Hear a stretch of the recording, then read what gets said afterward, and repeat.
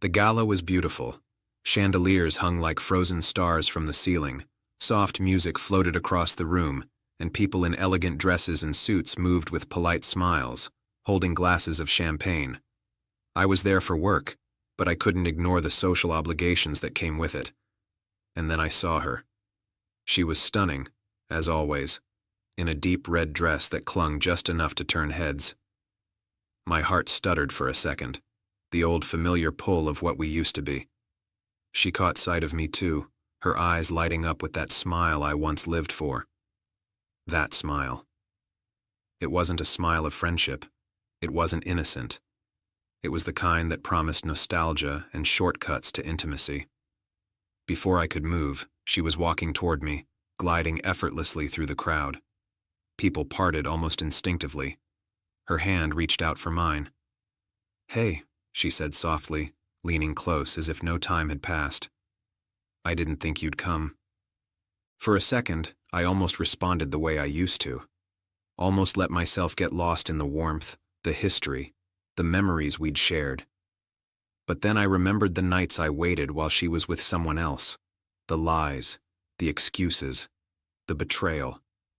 I remembered how many times she had reached for him instead of me. "Not this time," I said quietly, keeping my voice steady, low enough that only she could hear. "Not again."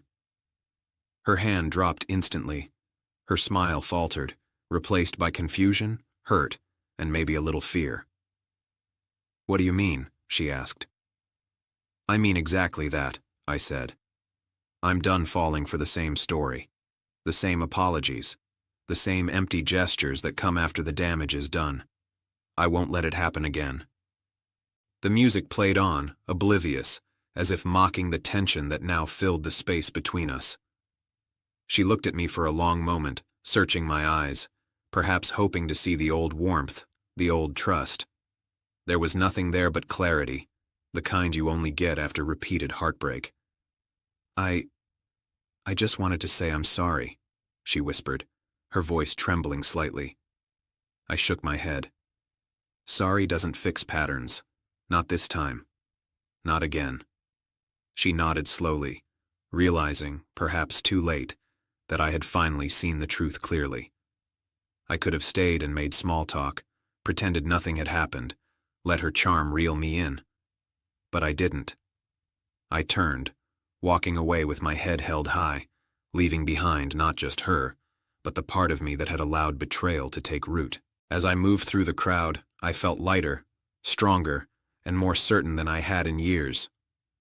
She remained in place, watching me go, her red dress glowing under the chandelier lights, a bittersweet reminder of what once was and what I would no longer allow. The gala continued around us, laughter and music echoing, but my world had shifted. I wasn't the same man who would forgive her mistakes blindly. I wasn't the man who would let history repeat itself. That night, I reclaimed myself, not with anger, not with vengeance, but with the quiet, unwavering power of finality. She had reached out, but I had already moved on. Not with someone else, not with distraction, not with revenge. I had moved on with myself, and for the first time in a long time I felt free.